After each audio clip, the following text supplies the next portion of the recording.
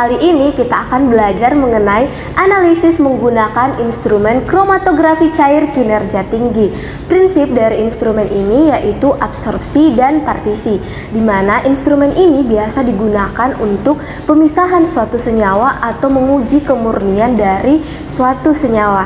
Nah, percobaan kali ini saya tidak sendiri, tapi ditemani dengan sobat kemis dari Laboratorium Kimia Farmasi. Halo. Alat yang digunakan yakni labu tentukur, vial HPLC, penyaring, spoit, dan bahan yang digunakan yakni kloromfenikol kapsul serta baku dan metanol. Pertama, dilakukan pembuatan larutan baku kloromfenikol dengan menimbang 0,01 gram kloromfenikol, kemudian dimasukkan ke dalam labu tentukur 10 ml untuk dapat diperoleh konsentrasi 1000 ppm.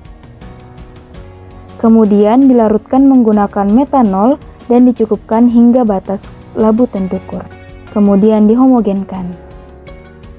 Kloromfenikol yang telah dihomogenkan kemudian dipindahkan ke dalam vial, kemudian dicuplik untuk memperoleh konsentrasi seri yakni 5 ppm, 10 ppm, 15 ppm, 20 ppm, dan 25 ppm.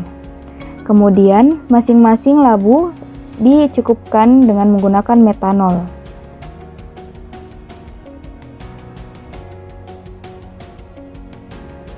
Kemudian dipindahkan ke masing-masing vial yang telah diberi label sebelumnya.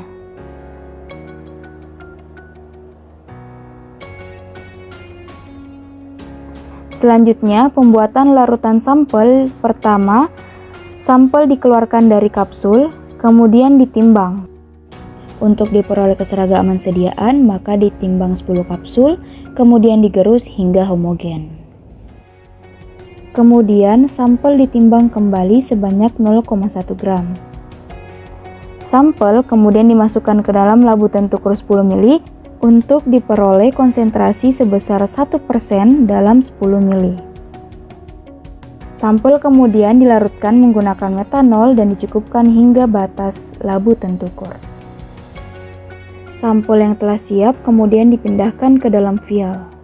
Selanjutnya, sampel dan seluruh pengenceran baku kemudian disaring ke dalam vial HPLC. Kemudian ditutup rapat.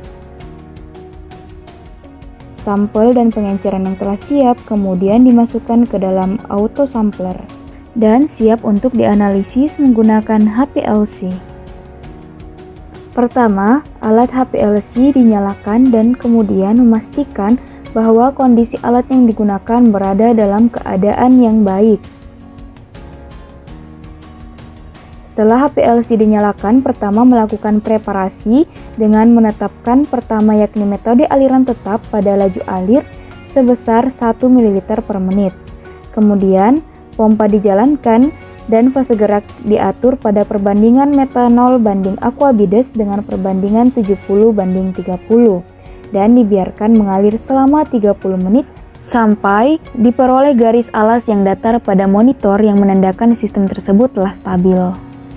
Vial HPLC yang telah berisi larutan sampel serta pengenceran baku kemudian dimasukkan ke dalam autosampler dan diurutkan sesuai dengan urutan yang telah terdapat pada wadah tersebut.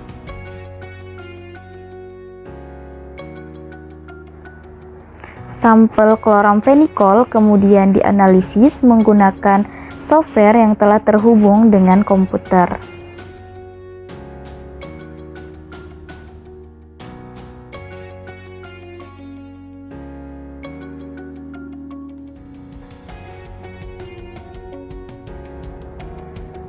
Sampel yang dianalisis kemudian diperoleh kromatogram yang dapat memberikan hasil data analisis kualitatif serta kuantitatif dari data yang diperoleh berupa waktu retensi serta AUC atau area under curve, sehingga dapat diperoleh keberadaan kloromfenikol pada kapsul kloromfenikol serta presentasi kadar kloromfenikol.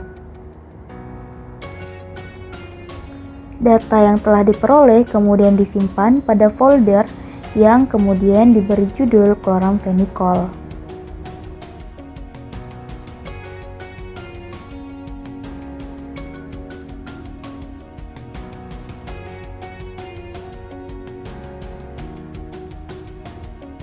Nah, pada percobaan yang menggunakan instrumen HPLC dapat dilakukan analisis secara kualitatif dan juga kuantitatif. Analisis secara kualitatif dapat dilihat berdasarkan waktu retensi sampel pada kromatogram. Nah, perlu kita ketahui, apa itu waktu retensi? Waktu retensi adalah selang waktu yang dibutuhkan analit mulai dari waktu injeksi hingga dibaca oleh detektor. Nah, selain analisis secara kualitatif, dapat juga dilakukan analisis secara kuantitatif yang dilihat berdasarkan luas area pada kurva yang dihasilkan oleh senyawa tersebut pada kromatogram, yang biasa disebut dengan AUC atau area under curve. Nah, selain itu, perlu juga diketahui faktor-faktor apa sih yang dapat mempengaruhi hasil kromatogram. Yang pertama, ada waktu retensi, kemudian ada faktor kapasitas, ada selektivitas, efisiensi kolom, tahanan alih massa, atau laju pergerakan molekul dalam fase diam dan fase gerak, ada juga resolusinya, dan ada yang dinamakan dengan faktor simetri. Terima kasih. Oke Sobat Kemis, sekian praktikum kita hari ini. Semoga dapat bermanfaat dan dapat menjadi bahan pelajaran bagi semua Sobat Kemis. Baik